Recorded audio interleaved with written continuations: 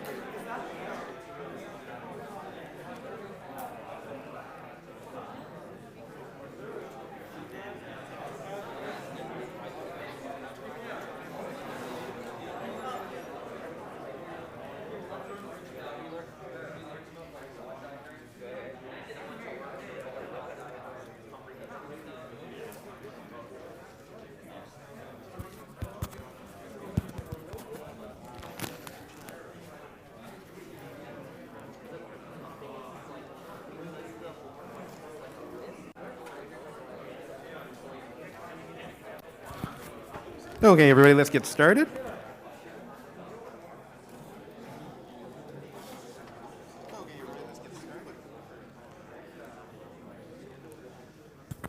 Okay, so in CISC220 during a live stream, my mic cut out. So every once in a while, I'm periodically going to check the live stream in this course to make sure that the audio is okay. So every few minutes, I'm going to stop and turn on the laptop audio. And that's because I don't want to have to re-record these after the fact, which is what I had to do for 124. Today's lecture is about the bash command structure. So I'm actually going to show you how to use bash commands in general, and then find information on them, and things like that. And as always, there will be a silly Linux command that I'm going to show off.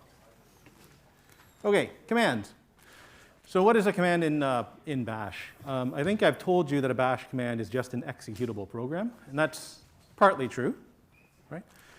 Some of the commands, they're built into the bash shell, right? So bash natively understands some commands. Things like cd or pwd, these are built right into the shell, right?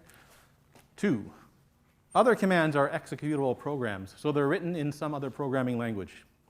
Well, not necessarily. They could be written in some other programming language.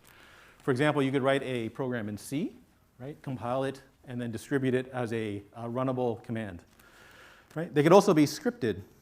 So you could use the bash scripting language itself to write a command. You could use Perl. So Perl is, anybody use Perl? Anybody? Okay, Perl is an older, it's quite old as a language, but it's extremely common in the system administration world. It's slowly being displaced by Python, though. So you can also write a Python script and have it as and use it as an executable program. Right? You just need a runnable bash script. You just need a runnable Python script. So that's an executable program. That's the second type of command. The third type of command is an alias. So an alias in bash is just it's meant to be a keyboard shortcut, or an abbreviation, or a means of avoiding having to type in long command sequence that you do that you routinely do, right? If you ever used macros in some application or programming language, it's similar to a macro. It's basically just a user-defined sequence of bash commands. And you can create these in bash, and you can install them on your own environment to save you some time. And you'll see in a second that if you're in Ubuntu, anyway, if you're in the Windows subsystem for Linux, there are some aliases already defined for you. And finally, there are these things called shell functions. Right? So bash is a shell, but it also has its own scripting language. And you can write functions in that scripting language and then install those as well as a bash command. Okay? Primarily, we're interested in 1 and 2. If you use a lot of Linux, if you use Linux in your daily life, you'll probably make your own aliases. And if you've been using it already, you probably have created your own aliases already. Okay, so if there's these 4 types of commands, is there a way to get information about what type of command this thing actually is, right? Is it an executable program? Is it a built-in command? Is it an alias? Is it a function? And the answer is yes. There's a function called, there's a command called type. So let's see if this works. It does. That's good. Nope, sorry. Alt-tab here. Good. Okay. So I can, in my bash prompt, I can do type ls, right? What type of program is ls? Well, it tells you. Oh, it's ls is aliased to ls -- color equals auto. So ls is actually an alias on my Linux installation. Type cd. cd is a shell built-in, right? What else am I doing here? Type la. Type la is another alias, right? Yes. Are we supposed to see something on the screen? You are. Oh, hey, that's okay.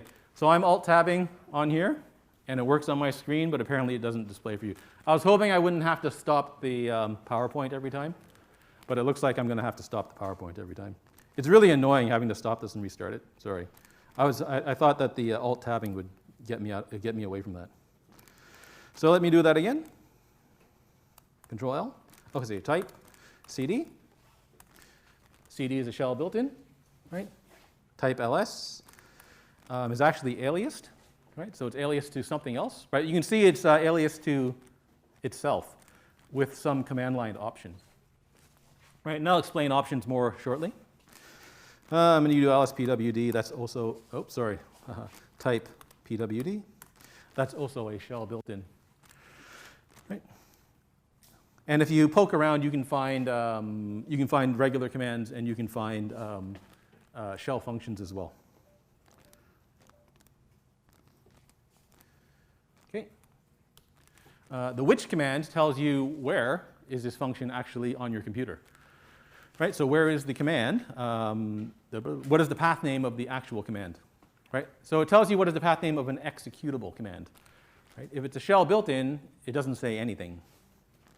Right, so, right, you can see what I mean by this is really annoying. So, which ls? Right, it tells you ls lives in user bin, lives in the directory user bin. Right, that's often useful to know where a command is. Which cd? Remember, cd is a shell built-in, so it's not going to say anything, right? Because it's not an executable command. Pwd. Well, oh, that's interesting. So which thinks that pwd is not a built-in, but actually a command, right? It's actually an executable command, which is interesting.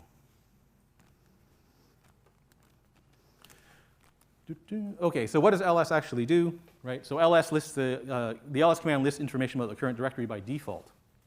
Right, so that by default, if you just type in ls, it tells you, okay, these are the files in your directory. But it's more general than that. Right, it actually lists information about files. Right, one or more files. So if I switch into the bin directory under my root directory, right, I can type in something like ls. Right, in other words, list information about the file ls.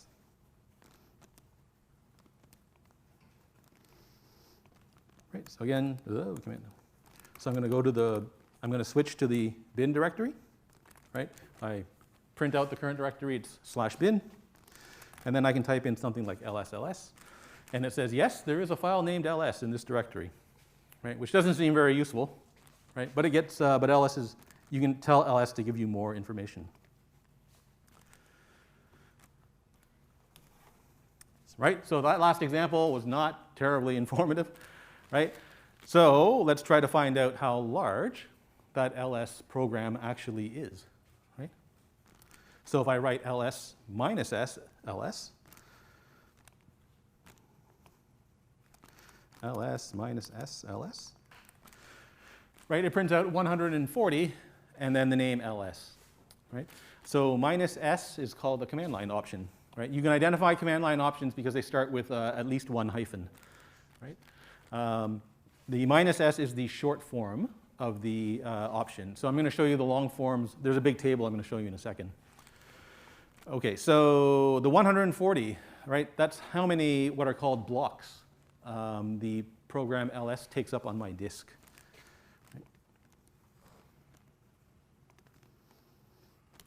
Right? So by default, the size, when you ask ls for the size of a program, is given in a unit called blocks. Now, blocks aren't terribly informative, right? You just know they're just chunks of disk space, right? In Linux, it turns out a block is 1,024 bytes, right? Most of the time. But if you want to get the size in something that a human can read, right? So most people are used to seeing things in kilobytes or megabytes, right? Or bigger, gigabytes, right? You can tell ls to ask for the size, minus s, right? But you can also tell it to please give me the size in a human readable format. So that's the h. So ls minus sh, ls. Right? And now it tells you, oh, well, the program ls takes up 140 kilobytes on your disk.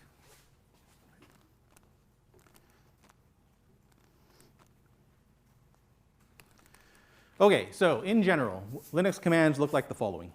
Right? It's the name of the command, hyphen, options. Right? And you can specify more than one option at a time. Right? Followed by a bunch of arguments. So the arguments are the inputs to the command. Right? Right? Command is the name of the command. Options are optional flags. They modify the behavior of the command. Right? Arguments, space separated, list of items on which the command acts. Right, so now that there's no commas, right? Everything is space separated, which is one of the issues with spaces in file names in Linux, right? If you have a space in your file name, and people who use Windows or Mac, you're probably used to creating files with spaces in the names, right? They require special treatment in Linux because many of the Linux command line tools, if you give that a file with a name, a space in the name, it thinks there's 2 arguments, not 1, right? So you have to do something special to handle that. You can combine options, right? So you don't have to specify them separately. You're allowed to combine them as many as you like, right? Up to, depending on the program. So the program, you'll have to read the documentation because some command options are not compatible with other command options, right? If you're going to specify more than one option, it's 1 hyphen, and then you just list the options, no spaces in between, right? Again, because the command line structure looks at spaces, it considers spaces to be separators for arguments. Okay, so you can write in ls minus big A, sh1. So minus A is give me more information about the file.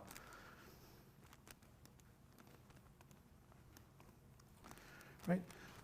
You can use your up and down arrows on your keyboard to cycle through the history. So I'm just going to back up 1 and then type in big A. Oh, sorry, what did I write? ls minus as. There we go. Actually, this didn't do what I was hoping it would do. Sorry, hang on. Oh, that's fascinating. This is different than my home computer. What's going on? Still not. Nope, that's not doing what I was hoping it was doing. Hoping it was going to do. I wonder what's going on. Sorry? Dash dash what? Say it again. Without the ls? Yeah. Well, that's going to give me information about everything. Oh, see, it's not giving me all the information. No, it's a 1. 1 is, so here. Let me do this again. So I'm going to list all the contents of the directory. Okay, so ls minus 1 is going to list all the contents, but it lists it in 1 column, right? 1 file per line. ls minus A is supposed to give me information about everything. And it's not, which is fascinating. And what's LA doing? Oh, LA is not doing it either. All right, sorry, I have to check out what's going on here. I'll deal with that later. That's supposed to give you something else. I'll tell you what that's supposed to give you in a second. Okay, you can also specify them separately if you want to, right? So if you want to, you can specify them separately, but each option needs a hyphen in front of it. Okay? Okay, so you can also have what are called long form options. People normally don't use these because they take a long time to type in, right? So a long form option is a double dash, right? And then it's followed by some usually informative string, right? So ls minus minus almost all minus minus human readable minus minus size minus 1, right? Is the same as the previous 2 slides, right? They're all the same. They all do the same thing, right? Yeah, most people don't use the long form because it takes so long to type them in. All right, so ls is a very useful command when you're trying to navigate your file system.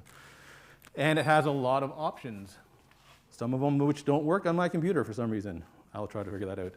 So what is it? The little minus a is supposed to list all files, even the hidden files. Oh, wait, there you go. That's why. Sorry, I'm doing...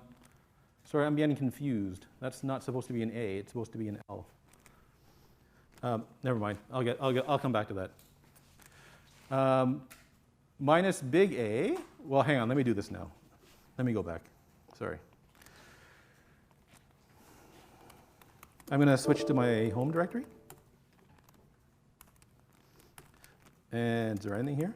Okay. So ls, in my home directory, prints out nothing, right? There's nothing here, as far as ls is concerned. Right? There actually is something here, and that's what minus a is for, little a. So minus little a will output everything in the directory, even the hidden files. Right? Anything that begins with a period, right, is a hidden file in Linux. Right? Well, as far as the ls command is concerned. Right? Notice that ls also prints out dot, right? So ls minus a also prints out the dot, right? The current directory, right? And it also prints out the dot dot, right? The parent directory, right? So remember, dot and dot dot are the short forms for the current and parent directories, right? Sometimes you want those, but sometimes you don't. And when you don't, that's what the big A is for. It prints out the same thing, right? So it prints out almost everything except for the dot and the dot dot. And that's what your A is for. What I meant to type in before was ls minus AL. So that's an L, not a 1, right? And the L is the long form listing. So it gives you lots of information about the files at hand, right? Today's lecture, I'm not going to explain what all this stuff is, but we'll come back to it in a later lecture, okay? But there's a lot of information that you can see there, right? Good.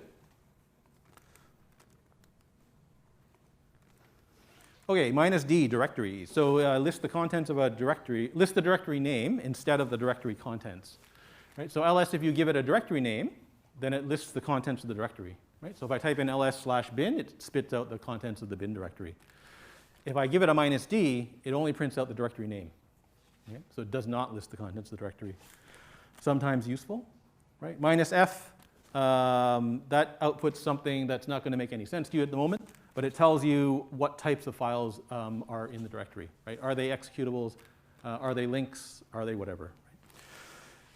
Human readable we saw. Minus L, not 1, is the long format, right? You can reverse the order, right? So minus R will reverse the order for you. S is size. T is the modification time, so the time the file was last written, right? And then minus 1, 1 file per line. And then you'll find that one to be useful later on in the course, right? So later on, you're going to be writing scripts where you need to find the contents of the directory, and you want the information 1 line, 1 file per line, right? Because you're going to iterate over all of the files. Okay. Now, many commands, but not all, and it's inconsistent, will accept the minus help option. And that will give you some information, some documentation about the command. Right? So this is not consistent by any means. Right? It depends on who wrote the program, whether or not they included this as an option. So ls, hopefully, gives you some help. It does. Right? So it spits out all this information. Right? You can see that that's the short form of the information too. This is the abbreviated information. Right? You can see that there's a lot of it here. Right? The fact that there are so many options kind of is an indication that ls is a very heavily used command. Right? CD is the same thing. So CD is supposed to have a help. And it does too. Right? The help in content here is actually not that useful for CD. CD, normally the way you use it is just CD and then the directory name. Oh, sorry. Current slide. Good. Right. For the built-in commands, right? So if you have a shell built-in command, you want information, you can use man built-ins like I showed you the last lecture, right? Or for the built-ins only, there is a help command, right? So if you want help on CD, for example, or how about PWD? You can just type help PWD. But that is exactly the same as typing in pwd minus help. Pretty sure, anyway. So pwd minus help should spit out, yes, it does indeed. It spits out the same information. Right. So that's how you look up information on the built-in commands.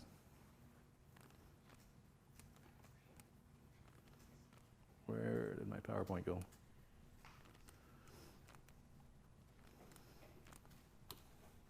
Okay.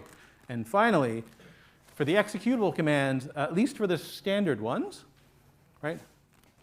The executable commands that are intended for command line usage will have a formal documentation, right? And formal means formal. It is not meant to be a tutorial, right? It's a specification of what the command actually does.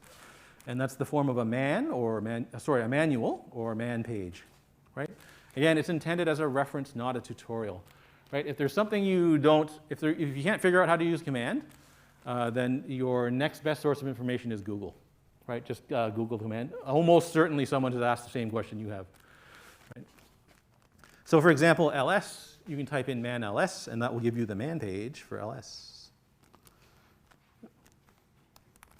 Sorry, man ls, right? And you get that, right? And so when you look at the top of the man page, right, it gives you a very quick explanation, a one-line explanation of what the command is supposed to do, right? So ls lists directory contents, and then it gives you a synopsis, right? This is how you are supposed to use the command, right?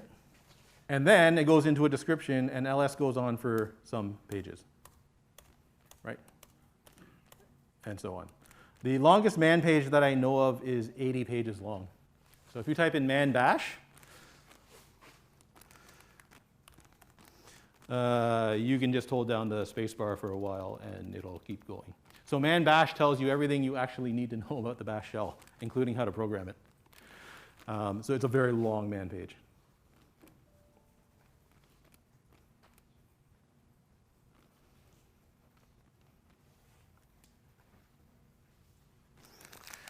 Okay.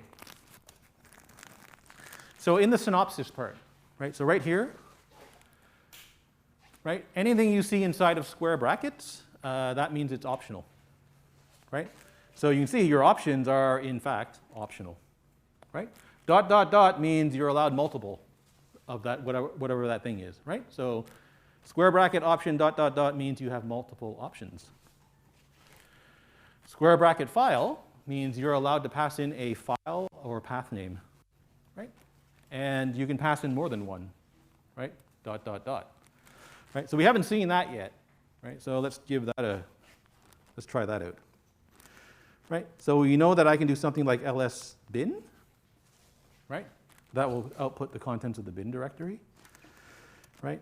But I can do ls bin, and then I can give it another directory. So for example, user, right? And that will output the contents of the bin folder or directory, and then it'll output the contents of the USR directory. Right? So there's bin, all that stuff in green, right? Quite a lot there. In Mac, it's a lot shorter, which is kind of interesting. And then the contents of, here we go. And then the contents of user is right there. So in user, it's just a bunch of directories. Right? On my computer, anything in blue is a directory. Right? So you can give as many of these files on the command line as you like. Right? So more than one argument, more than one option is allowed. Okay, now how do you navigate these man pages, right? So, the man page is one source of information, right? It would be nice if you knew how to use it. If you're a system administrator, right, then you'll be using them all the time, right? For regular humans, it's often easier to Google, to be blunt, right? However, if you're going to try using these man pages, then you need to know how to use them, right? So the man pages are normally displayed with a program called less, right? Less will display the contents of a text file, and then you can navigate through the text file from the command line, right? There's a whole bunch of these keys. Now, the problem is it's a command line program, right? So you need to know, how do I navigate through this gigantic file, right? And there are a couple of commonly used letters that are used to navigate through the file, right? So E and Y, go forward one line, go backwards one line, right? F and B, go forward one window, so one page of your screen, or one screen page, right? Or go backwards one screen page, right? And then there's a few other ones here that you can monkey around with in your free time, right? And then there's actually a whole bunch more. Now, the man page actually gives you information on how to navigate it, right? So if you type in man, at the very bottom, right, notice that it says, hey, you can press H for help at any time, right? So if you press H, right, it actually gives you this table, right? So move forward one line, I can use E, Command D, J, Command N, or carriage return, which is enter, right? To go backwards one line, I can use Y, Command Y, K, Command P, right? So lots of ways to do this. And I'm only showing you a few of them, but if you keep going forwards, right, it tells you how do you search a man page, right? How do I jump around in a man page, right? How do I change files, miscellaneous commands, and other options. I'm going to be honest with you. The only thing I ever use is F and B. I don't use anything else. F, B, and search. So occasionally I'll search through a man page, right? But people who use these man pages all the time will obviously memorize the keyboard shortcuts, right? So you can get help on the man page itself at any time, right? Just press H, and away you go.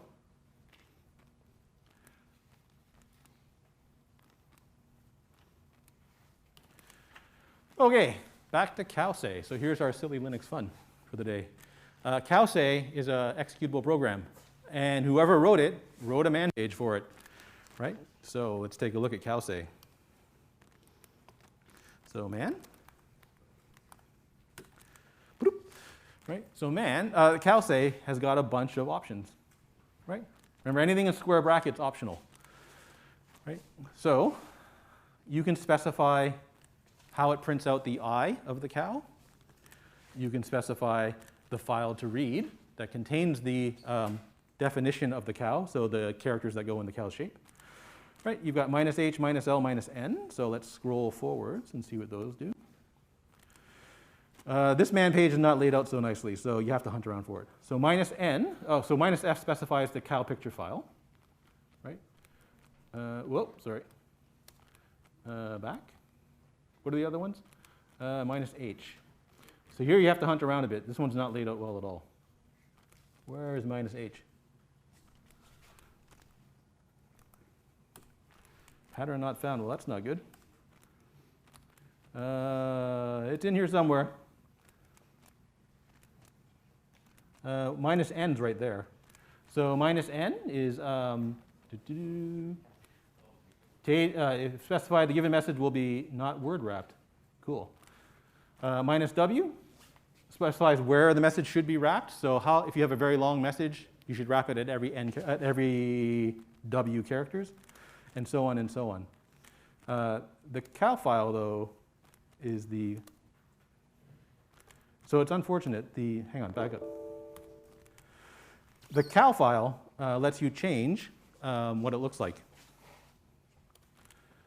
And there's a way to get a list of all of the cow files, which I can't remember off the top of my head.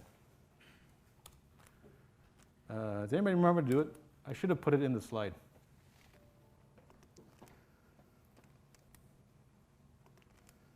Yep. Did I put it in? I probably didn't put it in, did I? I didn't put it in. That's sad. You can change it to be. I'm gonna wing it here. Hang on. Stegas, wait, there's a Hello Kitty, I know that for sure. Oh, no. Is it one word? There it is. All right, so there's a Hello Kitty, right? I know there's a Stegosaurus.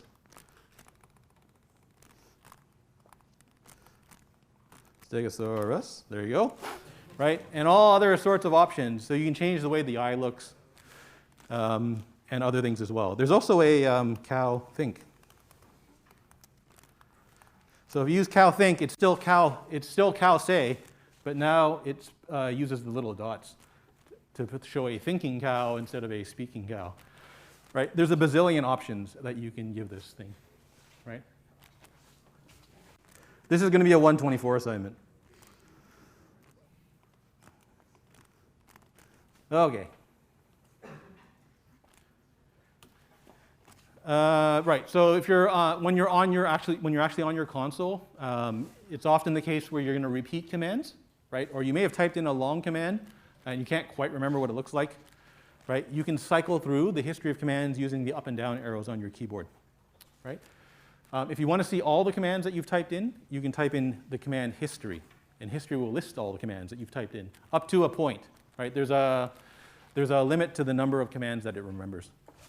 And then you can repeat a command in the history by using exclamation mark number, which I'll show you in a second. Okay. So let me clear the screen. I'm going to type history. OK, so if I type the up arrow, right, that backs up 1 in my command history. So that's the cow think hello. If I hit it again, it backs up another 1. And if I hit it again, it backs up another 1. If I press the down arrow, it goes forwards now in the history. Right? And to list everything, it's just the history command. Right? And there you go. Right? And so the number is the way that you can access that command again. Right? So if I wanted to re-execute the cowsay program, I can type in !134. Right? And that will give me back command 130. It'll rerun command 134. Right? And then that command will appear as number 138. Right? So it reappears in the history again. Right? So that's often useful, especially if you've been, especially if you're doing repetitive tasks. There's also !! Which repeats the previous command. Yes? When commands go out of scope, right? Yeah. Like, I guess when they run Yeah, there's a buffer. I don't know what mine's set to, but there is a buffer. Yeah. So does the numbers shift? Need to grow? That's a good question. I don't know. I can't show you here because I suspect my buffer is quite large. So, but no, I think they keep on going up. Okay. Yeah.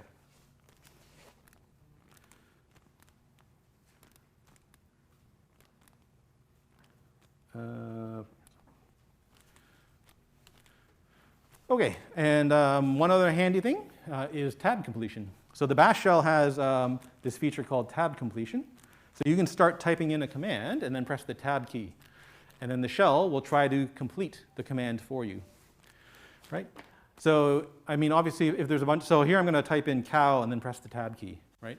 And so you can probably guess there aren't too many commands on my system that start with cow.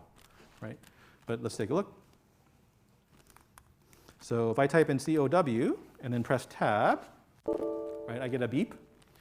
If I press it twice, it'll list all the options. So these are all the commands it knows of that starts with cow. Right? So you can do, so that's quite useful, right? You don't have to type in the whole command. It'll also do command line completion for you, file name completion. So if I do something like bin L, no, wait, hang on, this one I did put into the PowerPoint. User games cow, okay. User games COW, right? So it'll do file name completion as well, right? So I type in C, I just type in the C, I think.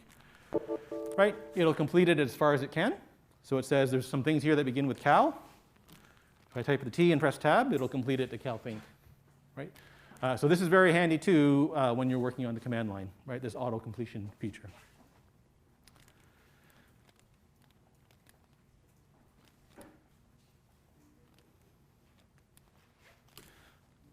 Okay, man page section. So the man pages, you saw that when I listed the contents of the bin directory, there's a bazillion files, right? Which means there's a bazillion man pages. So the man pages are actually organized into sections, right? Section 1 are the general commands. So things like, the general commands. 2 are system calls. 3 are library functions. So those are your C library functions. And then there are some other categories as well, right? Occasionally, you have to tell man which section you want to look up a command in, right? Because there could be more than one command with the same name, right? In those cases, those commands tend to go into different sections, right? So there's an example I'll show you in a second. Okay, so wildcards now.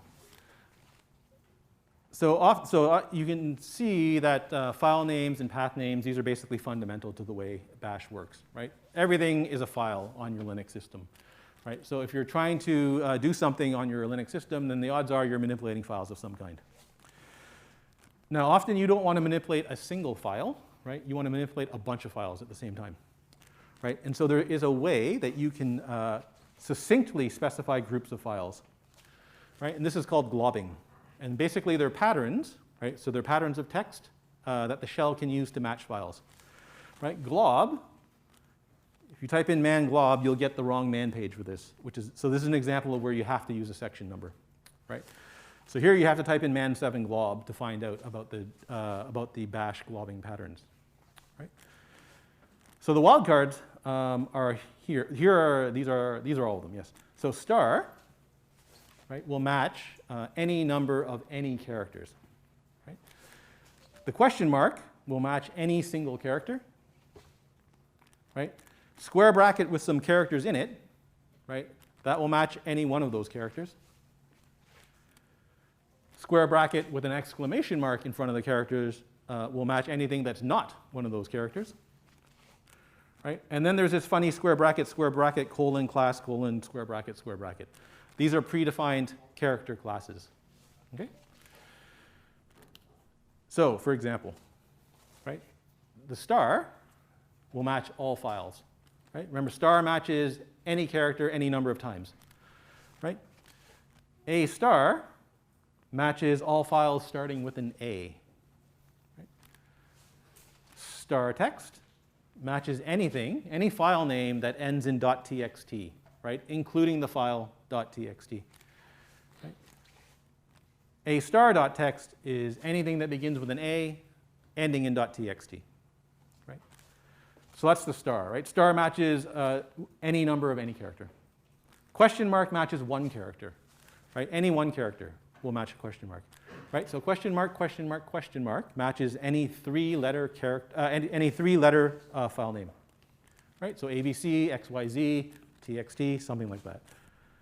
Right? X question mark Z, any three-letter file name that begins with X, ends in Z, and has any other middle character. And now the square bracket. So the square brackets tend to be very useful when you're doing globbing, right? So the square bracket, stuff inside the square brackets, it'll match any one of those items, right? So X, square bracket, Y, big Y, 1, 2, closing square bracket, Z, right? Will match any one of the four files, X, Y, Z, right? So I can match the little y as the middle character. I can match the capital Y as the middle character. I can match a 1 or a 2 as the middle character. Right? So it's any one of the characters listed there. Right? And in Bash, you can use ranges of characters. Right? So A-Z means anything between A to Z. Okay? Little a to little z. Right? So any three-character file name starting with X, right, ends in Z, any lowercase English letter as the middle character. There's also 0 to 9, which is all the digits. Right? So that's any file that begins with X, ends in Z, has a digit as the middle number, as the middle character. Right? And you can stack these things as well, right? So you can have multiple globbing options in the same pattern. Right? So square bracket 09, square bracket 09 is any two-digit file name followed by .pdf. Right? So 12.pdf, 01.pdf, 00.pdf. Right? But it has to have two digits in it. Now the character classes. So the character classes, you'll see here, so basically 0 to 9, those are the digits, right? And most people write it as 0-9. If you wanted to, you could write it as square bracket colon digit colon square bracket. Right? So that's the predefined character class of digits. Right? If you want all the alphabetic characters, it's just alpha. Right? So that's any, I'm pretty sure in Bash it's any letter, any English letter. Right? So A through little z, little a through little z, big A through big Z. And the alphanumeric characters, any English letter and any digit. Right? Any lowercase letter, any uppercase letter. And there's actually a bunch more, which you can look up. Right? But these are the common ones. And so some examples of these, right? So remember, you can combine these with the other globbing patterns, right?